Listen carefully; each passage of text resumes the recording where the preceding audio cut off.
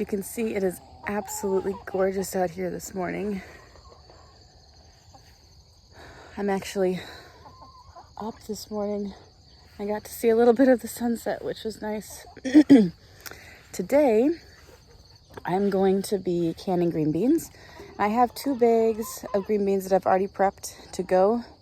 Before I do that, I'm coming out here to just get whatever's left, and that way I can have a full, probably only amount to maybe 3 or 4 quarts anyway, but to get as many as we can.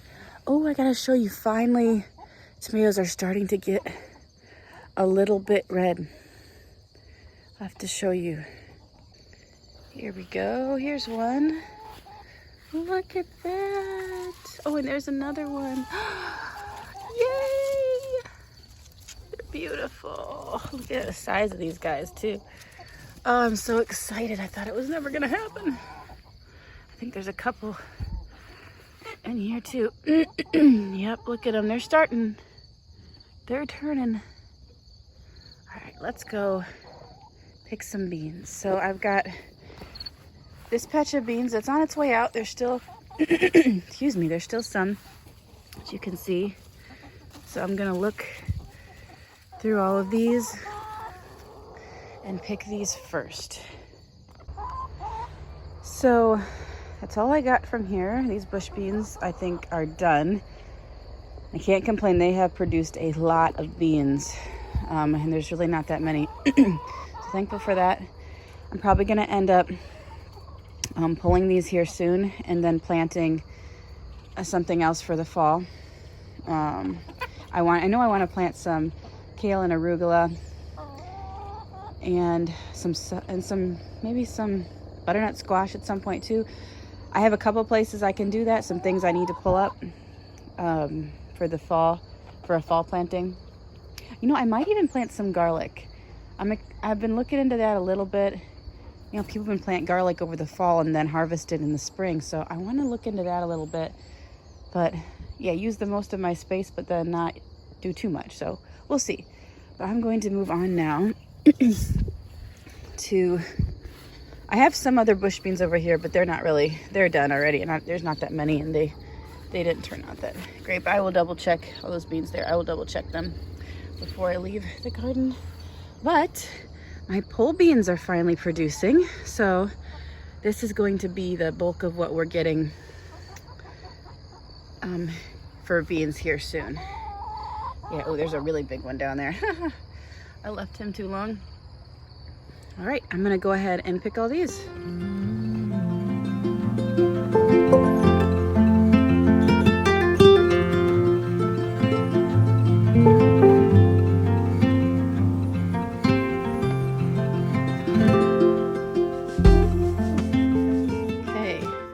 My bean harvest, and I got a few tomatoes. Look at the size of these guys. Whee!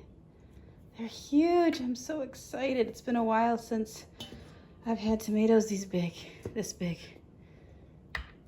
Yes, so I'll keep them. There's some that are still pink out there. So I keep these upside down, I guess. I usually on something and put them in the basement until I'm ready to can them. Oh, yay! Oh, I'm so excited. These are like genuine mortgage lifters here.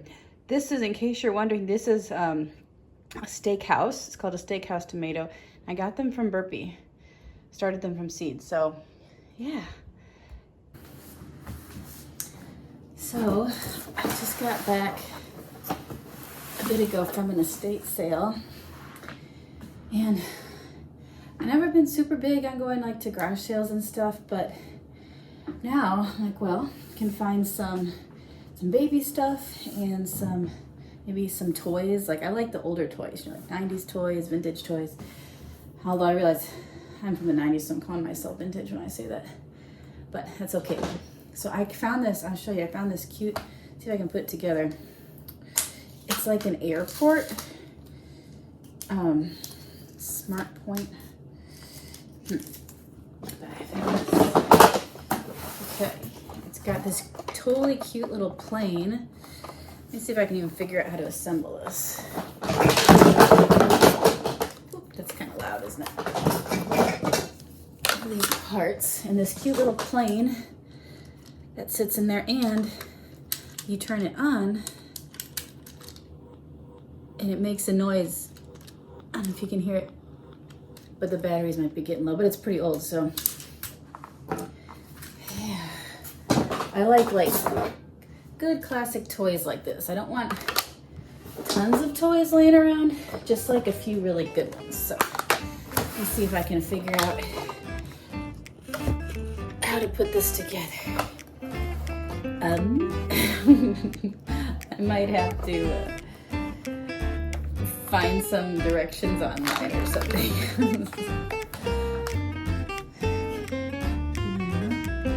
This little thing, oh, that goes like that. And I think you can probably put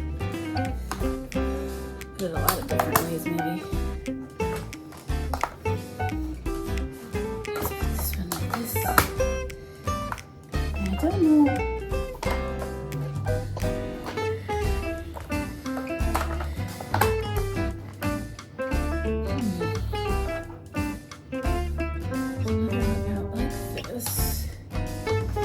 This one is interesting. I wonder where it goes.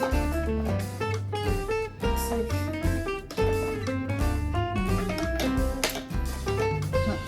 Okay.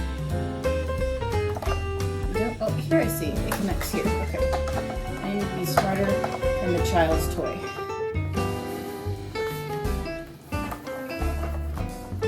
Okay. And do this. Smarter than the child's toy, to be honest. I don't know. And this one, maybe it goes like this. And let's see. I don't know. Let's try this.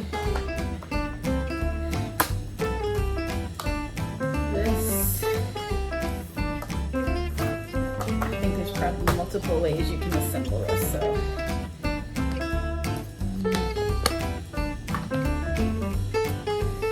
Anyway, I think we get the idea though.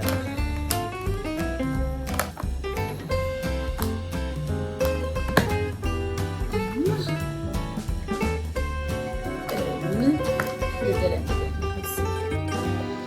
I am apparently not smarter than this thing.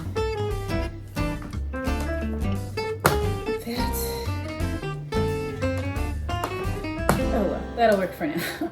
Okay, so you got the little plane, and it can sit up here, or it sits on this thing, and it goes up, and you put it here, and it goes down as you, goes up into here in the fueling station. How cute is that?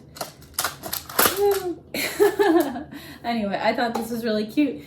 A nice little vintagey kind of toy. Totally looking for. I don't know if we're gonna have a boy or a girl, but hey, I would have liked to play with this when I was young, so I think it's fine either way. Plus, one of my husband's brothers is a pilot, so it'd be like having a little Uncle Seth toy around. So he can, yeah, that would be really cute.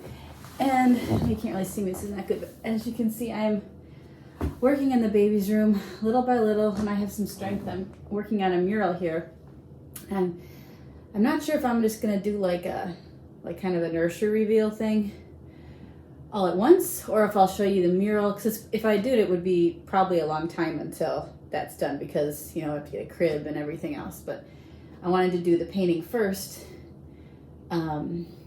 so yeah, because there's not as much stuff in here right now. It just makes it easier to paint and move things around. But yes, it's just a very, give you a little itty bitty sneak peek. See if you can tell what kind of theme I'm going with here.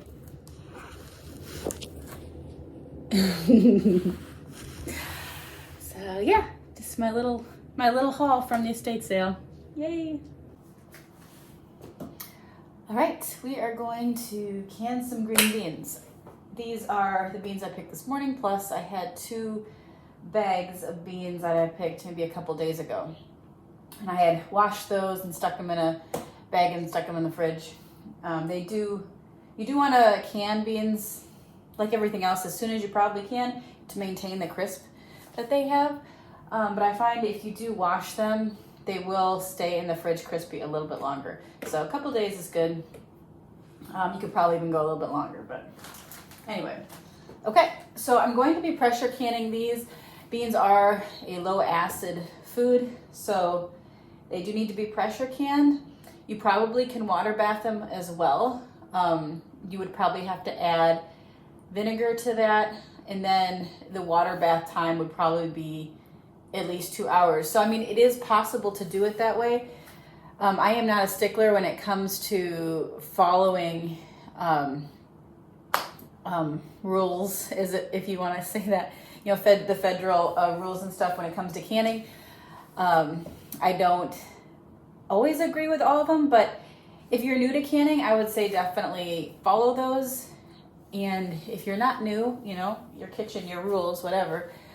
However, for me, the process of pressure canning these doesn't take away from the taste at all. It doesn't make them mushy. I like the consistency, and it doesn't take as longer. So that's the reason that a lot of times I will use a pressure canner for some things. The only reason, again, I would opt out would be if I think being at that high of a temperature, which you can achieve a higher temperature in a pressure canner versus water bath, which is what they say you need to kill that, you know, bacteria or whatever. But yeah, it would be the reason I wouldn't pressure can something would be if I think it's going to make it mushy and honestly inedible. If I'm not going to enjoy it, then I'm not going to preserve it that way. We're just not going to use it. So anyway, so I have got maybe 4 quarts. I don't know. I'm bad at gauging this of beans here. These jars have been washed. They were actually in the dishwasher last night, and I didn't plan that ahead. I had a bunch of empty jars that I had stuck in there, and so that worked out really well. So you do want to wash them, you know. You don't have to sterilize them if you're going to be putting them in the pressure canner. It's not necessary. So you just want to go ahead and put your washed beans inside here. And as far as preparing these beans, I took the ends off, and I did cut them in half or sometimes in thirds if the beans were like super long. That's how I like them. You can leave them, you know, whole, just cut the ends off. I do find you can fit more beans in a jar if they're cut a little bit more, and for our purposes, this works well. I mean, sometimes I'll put them in beef stew, or we'll just warm them up and eat them as is. One of our favorite ways to eat them, and it's the way I grew up eating them, is to just heat them and then put cottage cheese on them. I don't know if anyone else does that, but that's really good. So, all right, we're just gonna fill these up, and I will show you a trick here with this one. If I get a few more in here.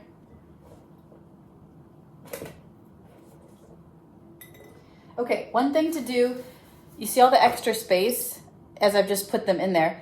Take your hand and just kind of like hit it a few times, and it's gonna settle the beans a little bit to a tighter pack. Look at that.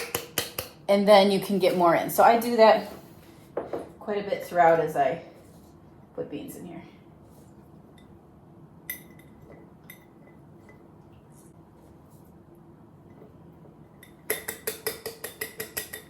You want to leave a headspace, probably half inch to inch, I would say.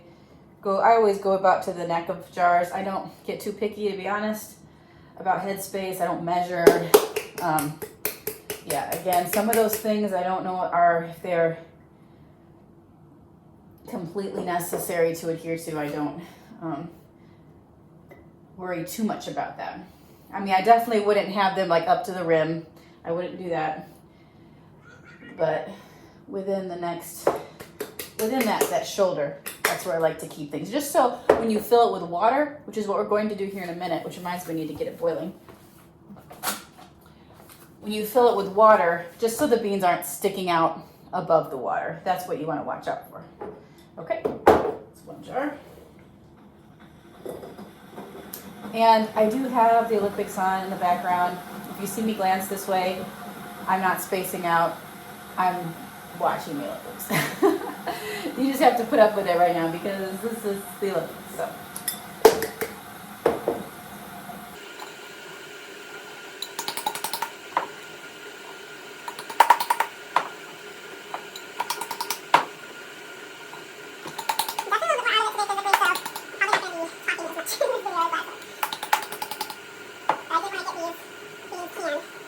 Poor Cinderella.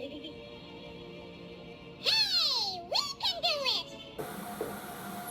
You can freeze beans too. You don't have to can them. Again, you might...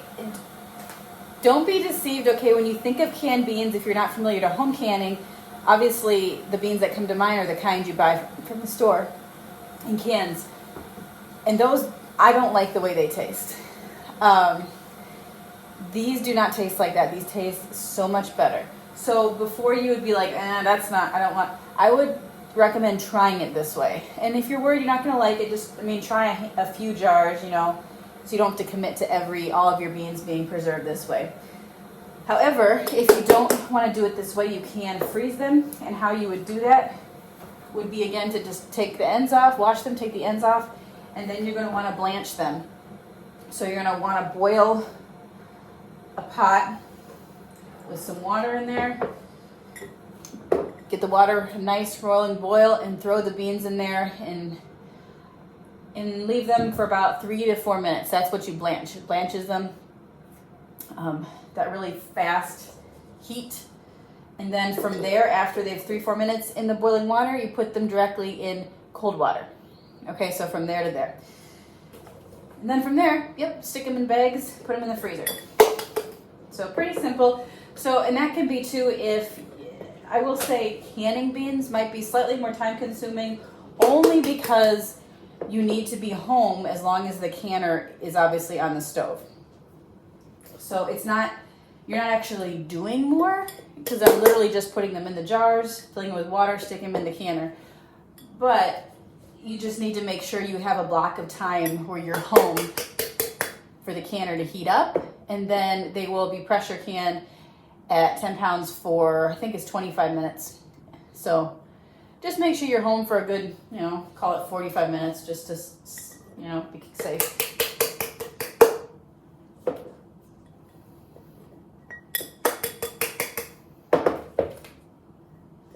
And 25 minutes is for quart jar, which is, I never can beans in pints just because that wouldn't be enough. Unless maybe I'd be out of quart jars, just canning them in a pint wouldn't be big enough for a meal for us. So yeah, quarts all the way.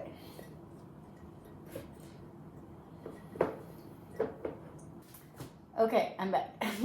I've got all my jars filled and it worked out perfectly. I had just enough to get to 5 quarts, and the men's 200 meter is done, so I had to stop and wash that. Okay, so I've got my 5 jars filled with the beans. Now what you want to do is you want to add salt. 1 teaspoon of salt per quart. So if you're doing pints, half teaspoon.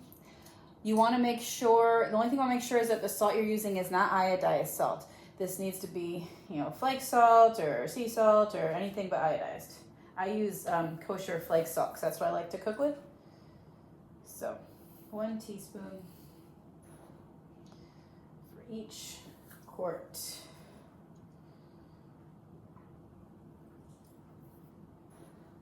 And also, just as a cooking tip, keep in mind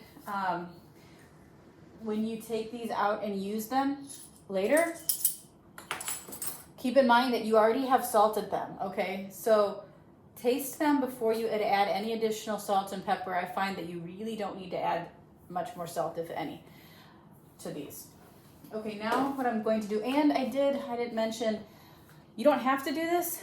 The lids, I did soak in water. I do find I get a better seal sometimes when I do that. And I know a lot of people don't, so I don't know. Maybe it's just in my head, but it makes me feel better. I soak them in water first. Just, for a few minutes, no biggie. Let me make sure I've got the rings here.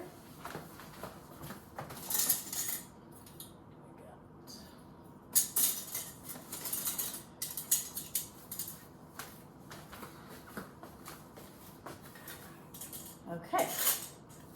Now, boiling water. And I have a like electric kettle that I hook up and fill with water and boil, and just go ahead and pour that on. And again, you want to fill it to about the shoulder. You don't want your beans really to stick out. I mean, if they kind of barely stick out, you know, whatever. But for the most part, really try to cover them in water. And I'm gonna have to refill this kettle and put it on again. I like the electric kettle for this because it doesn't take that long to heat up. I used to just like heat water on the stove in a pot, and it took a lot longer. I would have to think ahead and remember to do that.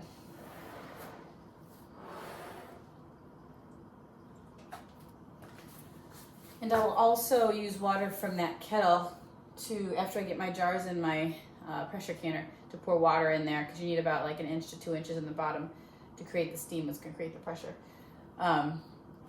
Yeah, so, and you can, one note on the pressure canner, if what's in your jars is hot, you can go ahead and start your pressure canner with hot water, okay? If what was in here was cold, you can't use hot water in the pressure canner, because the combination, it could cause, I believe, I don't know the scientific reasons behind it, but I know it could cause a glass to shatter potentially. It might not, but it's just a safety thing. So whatever temperature your jars are, whatever temperature you want the water in your canner to be, and that goes for water bath canning as well. But I'm gonna let that heat up, and then we'll finish these off. Add some more water to this one. And the last one here.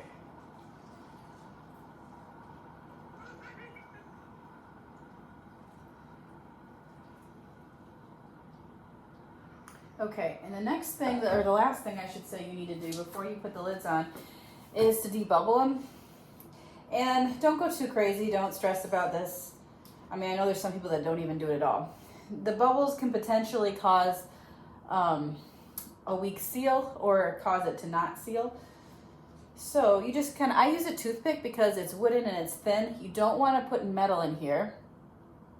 So use silicone, plastic, maybe a plastic knife. I use a toothpick because it gets in there really easy because it's small, and just work my way, you know, around the edge, kind of up and down. You'll see bubbles start to float to the top. As you do that though, you're going to release, obviously, air, and you might find that you need to top these off with a little bit more water after you do that. I've already done, I've already done these 3. I do need to add a little bit more water to the top. Okay, this one, I feel like I packed it a little full, so I'm gonna take some of those out and put them in there. There. Perfect. Okay, I'm gonna add a little bit more water in some of these. This one for sure. Put that bean in there.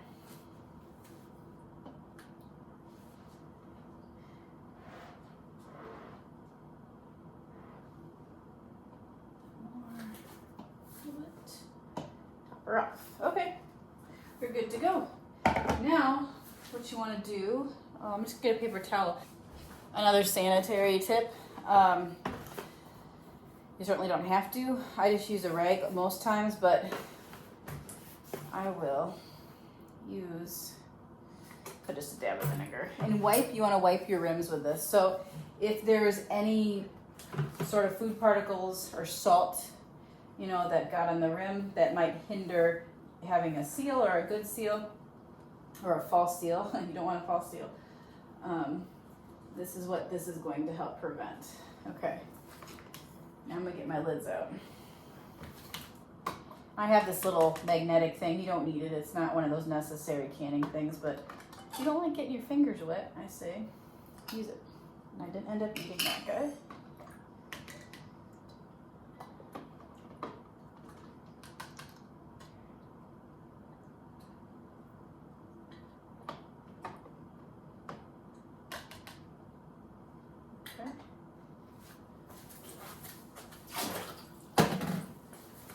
All right, and then just the rings, and you just do these finger tight. So literally like that. You don't want to, again, just finger tight.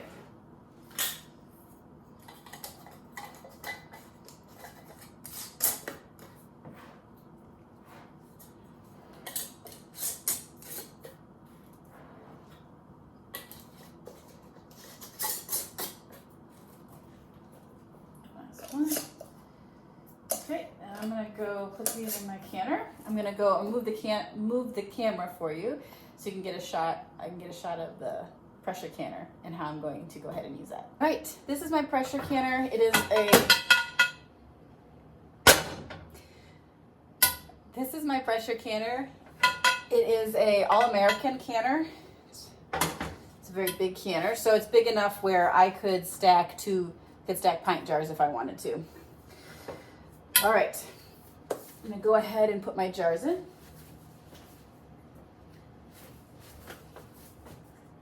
I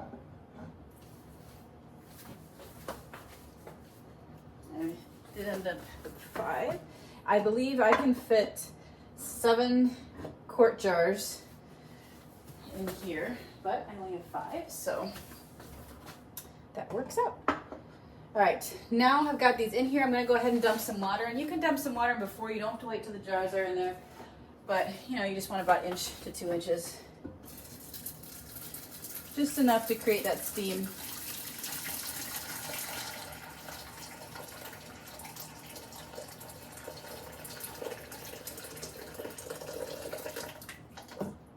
Make sure that's enough in there. Okay. That is that. I'll go ahead and turn it on so that water can, it was already hot, but you know, go ahead and get that going. So I already see steam starting to rise a little bit. That's excellent. All right, get my lid. Okay, now my canner, I believe, is kind of more of a vintage canner. This is an All-American, like I said.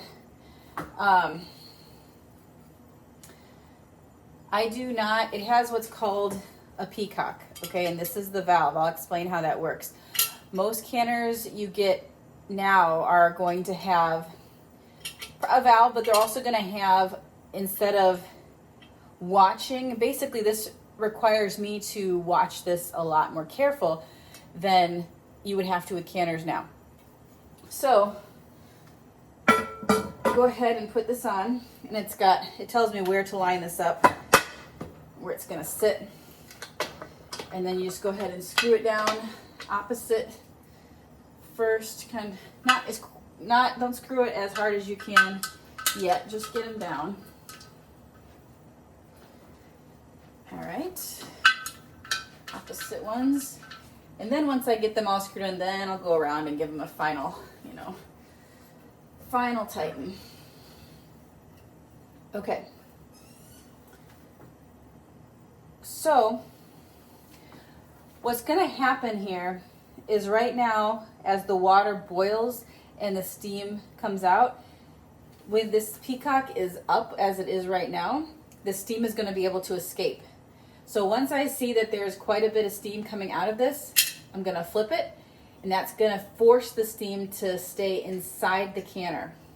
And that's what's gonna cause the pressure to go up here on my little gauge here. But for now, I'm gonna leave it like that.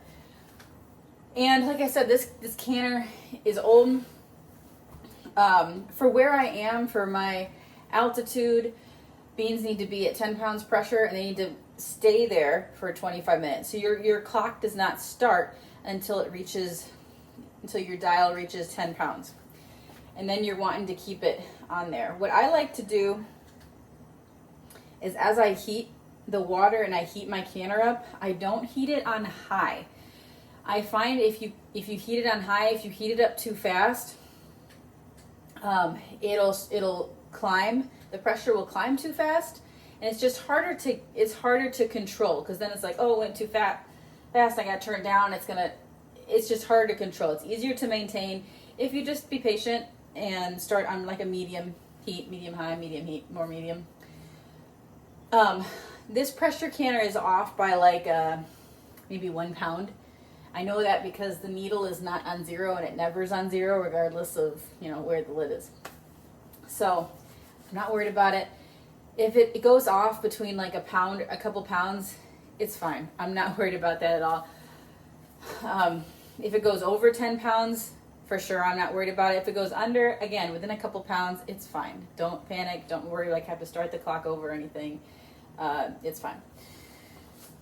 Okay. So, as soon as the steam comes out, I will go ahead and flip this peacock, and I'll come back when I'm ready to do that and watch it climb. And again, you need to stay in here and check it every 10-ish minutes. And then once it gets close to 10, I'm going to turn the heat down a little bit and kind of allow it to level off there and start my timer. And then again, I'll keep an eye on it. And once it's I have a few minutes left, I'll just go ahead and turn the fire completely off, because I know it takes a few minutes for even to get down past 10. Then you let your needle go down completely, and because you don't want to flip this peacock back up and let all of that steam escape while this is at 10 pounds pressure. That can be dangerous. My canner here, and all canners should have some sort of a safety feature. It has this little silicone valve in there that's in there tight, but if anything's going to go, that's going to be the first thing to go. I love this canner. One of the reasons I love it is because you do screw these all in really tight. And I feel very safe with it. It's not going anywhere. I know a lot of people use now, and I've seen a lot of reviews and different things, those canners they just kind of, the lids snap into place. And I know they're safe. They're perfectly safe, but there's something about it I can't quite get through my head that it worries me a little bit. I like this additional feeling of safety with these. I know this canner, it's not gonna be a bomb. Nothing's gonna go crazy. If anything's gonna go, it's gonna be that little valve. And it has happened to me once. It's been years ago, and the reason was because apparently you need to maintain and replace that valve every so often. I did not know that.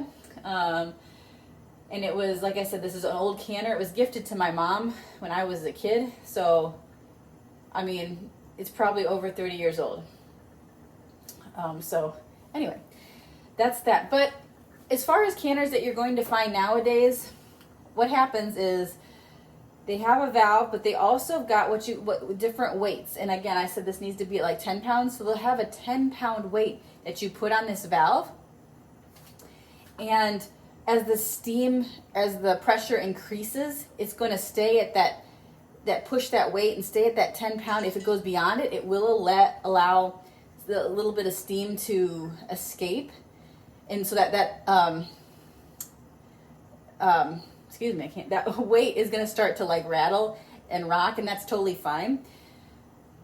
So, but it is going to keep that pressure at 10 pounds. Again, so I think there's a little bit more safety with using canners like that. Yeah. But anyway, I love this canner, so I wouldn't get a new one unless, I don't know, something happened to it or for some reason I needed to, or a smaller one. This is hefty, heavy duty. It ain't going anywhere. Yeah, so I will, and to be honest, this is another one of those things. If I can see steam is starting to escape, I don't wait for steam to come out like crazy to flip the peacock. I don't. I don't personally think it's necessary, because it's not going to change the fact that steam is going to build in here and get to that 10 pounds. It's not going to change that 10 pounds. It might take a little longer, but, because I can see steam is starting to come out already. It's not. So I'm going to go ahead and flip it, honestly, right now. And then I'm just going to be in here. I have my fire on medium, and I'm just going to be in and out, watching it. When it gets to 10 pounds, I'm going to start my timer and call it good. One more thing I wanted to talk to you about and touch on briefly, and I do happen to have an example here, which is why I thought, okay, I'll share this. I know a lot of people, and some who I've talked to, there's concern when it comes to home canning, especially in regards to, something I can going bad. How am I going to know it's going bad? I'm scared about poisoning my family. You're not going to poison your family. You can tell, even if you do have a jar that doesn't seal, you can 100% tell if something has gone bad. And I will show you, because it happens. If you've canned enough, you know, and you can a lot, you're going to have the occasional, you know, jar where you have a false seal. And this is a jar of beans that I had downstairs, been down there for a couple months, and I was moving some things from shelf to shelf, and I looked at the can like, oh, that's not good, and noticed that the top was not properly sealed. So this is how you know. Do you see how gross that is on top? If it's gross, don't eat it. I mean, it's as simple as that. And you can see, one big thing is see how cloudy the water is too down here. And obviously this is a big tell as well. So don't worry or stress about the odds that you are going to get sick from botulism from home canning are incredibly, incredibly low. And even if, like I said, you do have a jar that's gone bad, smell it. It's easy to tell. Or taste a little bit of it. Tasting it, if you can't visually see, you know, like beans are very obvious. And there's most things that I've seen that have gone bad are super obvious. There's this layer of grime on top, you know, and like, okay, of course I'm not going to eat that. But if you're worried about it for whatever reason, taste it, like just a little bit. You're not going to kill yourself. You're not going to poison yourself. Your body has enough, you know, natural antibodies to fight off botulism, and you've probably already been exposed to it quite a bit. You just don't know it. And it's not as big a deal as people make it out to be, as far as, and you can taste if something's bad. Before, if you're worried about it, before you feed it to your family or, you know, your kids, whatever. But anyway, just wanted to show you guys that. This will be going to the chickens. We will not be digesting this. But super easy to tell if something you've canned has gone bad. And again, it happens. It could just be